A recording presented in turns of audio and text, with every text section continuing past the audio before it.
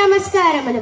సర్వ మతాలకు సకల ధర్మాలకు తల్లి అనదగ్గన సనాతన హిందూ ధర్మం పేరిట మీకు నా అభినందనలు, అభివాదములు. నా దేశం పుణ్యభూమి, పవిత్ర భూమి, కర్మభూమి, ధర్మభూమి, భారత భూమి. ఒక పక్క పరమతస్తులు మా ఆలయాలను కొల్లగొడుతుంటే ఒక చేతితో క్షమించి మరొక చేతితో హక్కును చేర్చుకున్న సహనశీల దేశం నాది అని తెలియజేయుటకు గర్విస్తున్నాను. తండ్రి మాటకు కట్టుబడి సమస్త రాజ్యం పరిత్యజించి 14 ఏళ్ల అడవులు పాలైన శ్రీరాముని కన్నా ధార్మిక దేశం నాది అని తెలియజేయుటకు గర్విస్తున్నాను. సత్యవాక్కుకు కట్టుబడి కాటి కాపరిగా మారిన హరిశ్చంద్ర చక్రవర్తిని కన్నా సౌశీల దేశం నాది అని తెలియజేయుటకు మిక్కిరి గర్విస్తున్నాను. నా దేశం గురించి, నా హైందవ ధర్మం గురించి ఏమని చెప్పను, ఎంతని చెప్పను. యోగా మాది, ధ్యానం మాది, చదరంగం మాది, మార్షల్ ఆర్ట్స్ అని యుద్ధ కళలు మావి.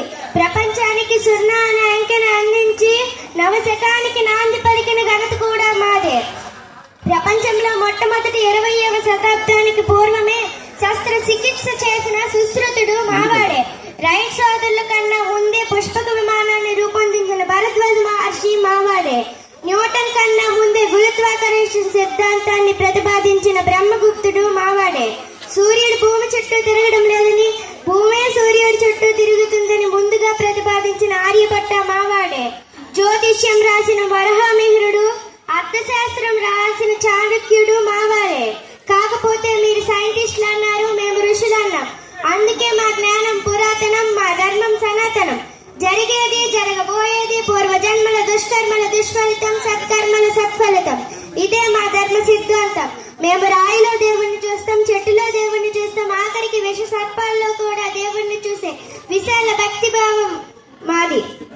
అసలు దేవుడంటే ఎవరు?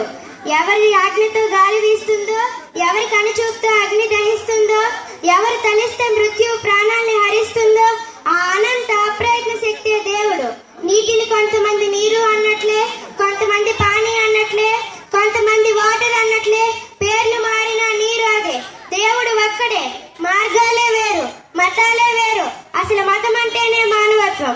వృక్ష శాస్త్రం గురించి తెలియాలంటే వృక్షం గురించి చదివినట్లే మతం గురించి తెలియాలంటే మానవత్వం చదువు. మతం మనశ్శాంతినివ్వాలి, లోక కళ్యాణానికి దారి తీయాలి.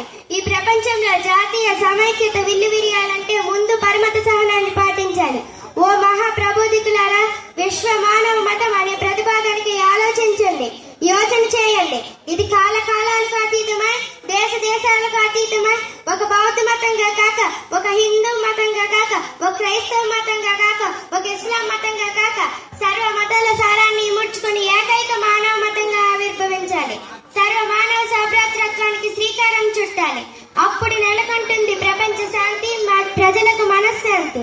ఓ మహాప్రబోధికులారా, ఈ సర్వమత మహాసభ సాకారమై, ఘన విజయమై, ఏదో ఒక కాలాన, ఏదో ఒక రోజున సహకారం, కారుణ్యం, ఆత్మీయత, ఐక్యత, శాంతి అనేవి అన్ని మతాల పతాకాలపై లిఖించే రోజు వస్తుందని మా గురుదేవులు రామకృష్ణుల వారిని స్మరిస్తూ